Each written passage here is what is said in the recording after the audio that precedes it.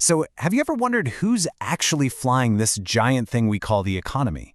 Today, we're going to take a look behind the curtain at the powerful levers policymakers use to try and keep everything running smoothly. Let's get right into it. I mean, it's a huge question, right? It's not like there's some giant steering wheel. But governments and central banks do have tools. They have ways to either hit the gas or pump the brakes. So how do these things actually work? And maybe the even bigger question is, should they be using them at all? All right, so the key to this whole thing is a concept called aggregate demand. The easiest way to think about it is like the main speedometer for the entire economy. When that dial is high, things are booming. When it's low, well, things slow way down. So for the people in charge, the name of the game is influencing that dial.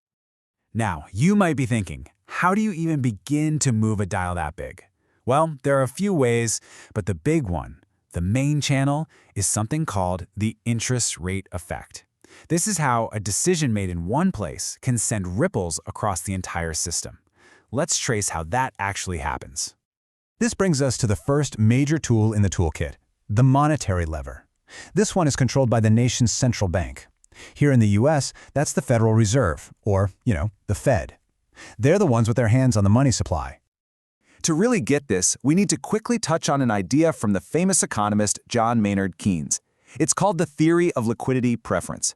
Now that sounds super complicated, I know, but the idea is actually pretty simple.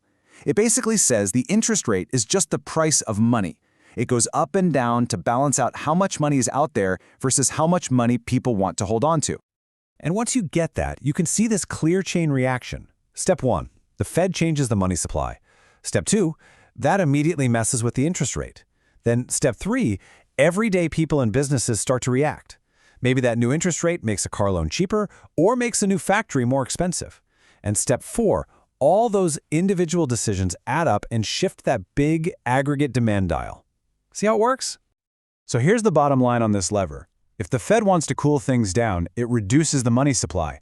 That makes borrowing more expensive. Interest rates go up. And when rates are high, you might put off buying that new house, and a company might delay building a new warehouse. It just reduces demand across the whole economy. Okay, so that's the central bank's lever. But there's another major tool, and it's called the fiscal lever. This one isn't in the hands of the Fed. No, this one belongs to the government. We're talking Congress and the White House. And fiscal policy really just boils down to two things you hear about all the time. Government spending, let's call it G, and taxation, we'll call that T. The government can decide to spend more on things like roads or defense, or it can change how much it takes from you and from corporations in taxes. Now, here's where fiscal policy gets really wild. It's not a simple one-for-one deal. When the government spends, say, $1 billion on a new project, it doesn't just add $1 billion to the economy. No, it creates a ripple effect, a chain reaction that can become much, much bigger. We call this the multiplier effect. So how big is that ripple exactly? Well, it all comes down to this one kind of nerdy-sounding concept, the marginal propensity to consume, or MPC for short. All it means is, if I give you an extra $1, how much of it are you going to go out and spend, and how much will you stick in the bank? And just look at how critical this MPC is. If people tend to spend half of any new income, that's an MPC of 0.5, that first dollar from the government actually has double the impact. But what if people spend 90 cents of every extra dollar? Well, now that same initial spending has a 10 times multiplier effect. It's pretty amazing. The more people spend, the bigger the economic splash. But of course, it's never quite that simple in economics, is it? There's another force working in the opposite direction, one that tries to shrink that ripple. And this one is called the crowding out effect. So what you have is this economic tug-of-war going on. On one side, the multiplier effect is trying to amplify everything. The government spends, which becomes someone's income, they spend it, and so on. But on the other side, you've got the crowding out effect.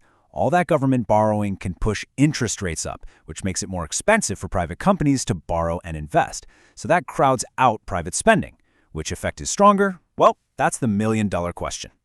So we've got these two incredibly powerful levers, monetary policy and fiscal policy, and all of this leads to one of the biggest debates in all of economics. You could call it the pilot's dilemma. Now that we know about these tools, here's the real question. Should policymakers be constantly pulling these levers, trying to fine-tune the economy and smooth out all the bumps? Or is it better for them to just take a more hands-off approach? And this debate really splits economists into two camps. You've got one group that says, yes, absolutely, the government and the central bank should step in to reduce those highs and lows. But then you have another group that's really skeptical. They argue that, a lot of the time, these attempts to fix things actually end up making the economy less stable. The argument for getting involved is pretty intuitive. Keynes talked about animal spirits, those waves of pure optimism or pessimism that can sweep through an economy. When everyone gets scared, they stop spending, and you get a recession. So proponents say that's when you use policy to boost the economy. And when things get too hot and inflationary, you use it to cool things down. It's all about protecting people and jobs. But the case against stepping in is really powerful, and it all comes down to one big problem: time lags. These policies are not like flipping a light switch. A change the Fed makes today might not fully hit the economy for 6 months or more. And fiscal policy? Good grief. With the whole political process, it can take months, sometimes years. The danger is, by the time your policy finally kicks in, the problem you were trying to fix is gone, and you might accidentally be causing a whole new one. Now, it's worth mentioning that our system has a sort of autopilot built in. These are called automatic stabilizers. Think about the tax system. When you lose your job, you automatically stop paying income tax. Or think about unemployment insurance. These things kick in immediately during a downturn, without any politician having to pass a new law. They provide a nice, automatic cushion. So that brings us right back to our big final question. Are the people in charge expert pilots carefully guiding us through the storm? Or, when you think about those long lags and all the uncertainty, are they really just flying blind, making adjustments that could be doing more harm than good? It's a fundamental debate, and honestly, one that economists are still arguing about to this day. Thanks for joining me.